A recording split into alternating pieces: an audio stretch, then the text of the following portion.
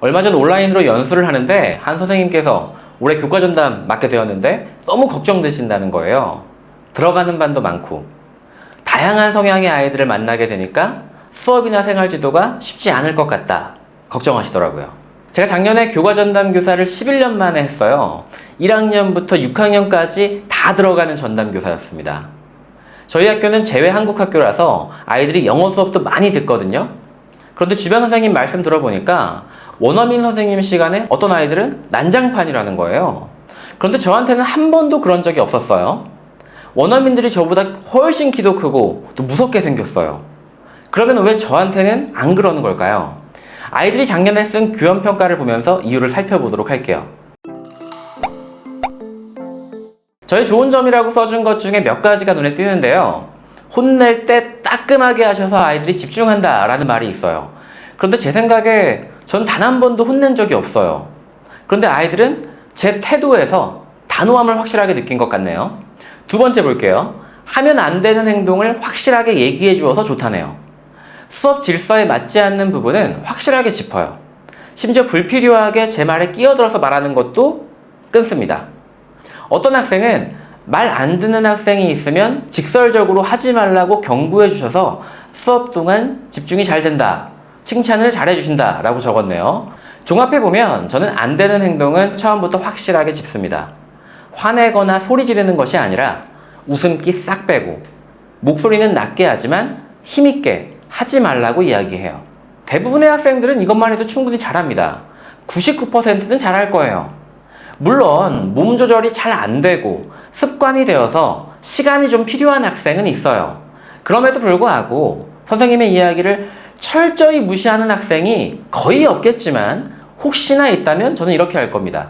수업이 끝나고 그 학생만 남겨서 물어볼 거예요.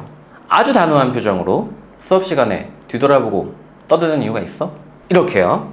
그리고 같은 행동이 반복되면 어떤 일이 발생할지 예고해요. 다음에 그런 일이 발생하면 자리 바꿔 앉을 거야. 이런 일이 없도록 잘할 수 있겠지? 이렇게요. 이렇게 말씀드리면 오해하시는 분도 계실 것 같아요. 멍멍쌤은 애들을 무섭게 잡나 봐. 어떤 학생이 저에게 아주 친절하다라고 썼어요. 학생에게 존댓말을 쓰는 점이 좋다라고 적은 학생도 있어요. 저는 수업할 때 존댓말 쓰거든요. 유쾌하고 재밌다. 항상 수업할 때 밝은 모습으로 수업을 한다. 모르는 것도 잘 대답해 주시고 또 제가 작년에 컴퓨터와 실과를 가르쳤는데 잘 못해도 지지해 주셔도 좋다. 이런 이야기도 있습니다. 기본적으로 저는 아이들을 친절하게 대해요. 기본적으로는 친절하지만 아닌 부분에 대해서는 확실하게 짚고 가는 모습만 보여주시면 됩니다. 숙제 안 해오면 끝까지 점검하고 모든 활동 잘 못하면 쉬는 시간에 더 하고 가게 해요. 이런 모습이죠.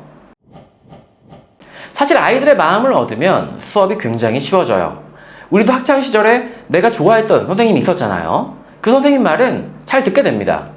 그래서 저는 아이들과 연결되고 또 마음을 얻기 위해 두 가지를 했는데 첫 번째로 항상 이름을 부르고 시작했어요.